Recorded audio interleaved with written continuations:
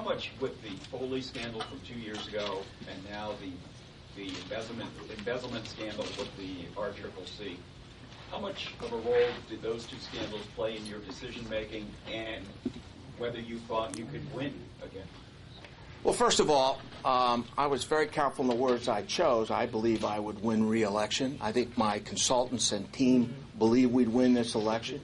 And I never walk away from a fight, particularly when I don't even know who my opponents might be come now till September. But let's look at first Foley.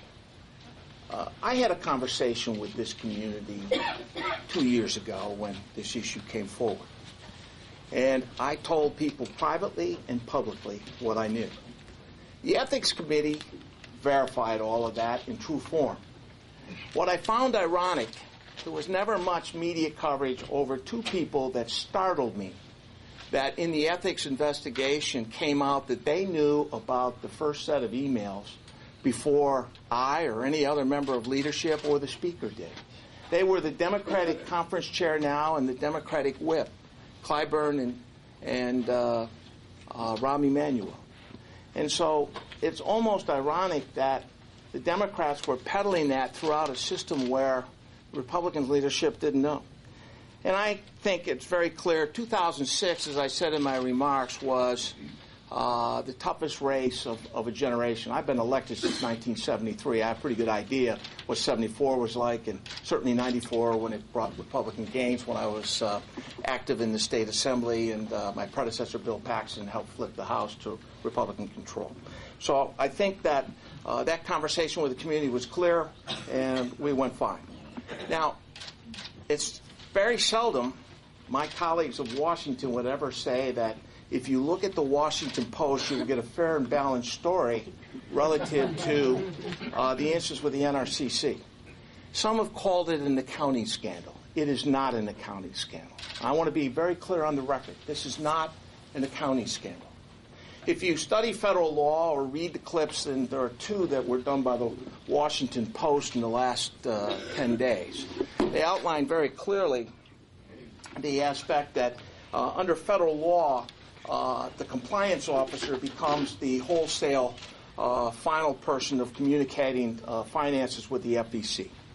And what we have here is the potential of an embezzlement.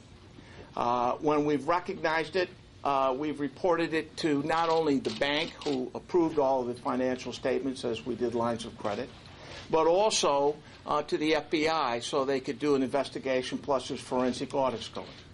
This employee was the controller and the assistant treasurer from about 1995 till 2003. Anyone here, including the media, would know that I usually promote from within if they're qualified. We promoted the controller assistant treasurer to controller and treasurer. Those facts are moving through fairly rapidly. I hope that those will be resolved. And we are victims at the committee. It's a sad and tragic event. But also, when you read the Washington Post, you'll see there's some 80 other members of Congress that are affected by the same individual. And because that's an ongoing investigation, we'll let them do their investigation. I fully support the investigation. The only thing I would say back home, look, I'm a politician. My opponents agree with me on more issues than they don't, so about all they could do is throw a little brick and brat on the fact that was Reynolds involved or what's this or what's that in the press. And quite frankly, most of you who read their statements, those were prepared by DCCC or some other political operative to stir the waters. I expect that. That's just what politics is. And my opponents made it a political issue versus talking about the issues. I don't think it's a factor at all. Next question.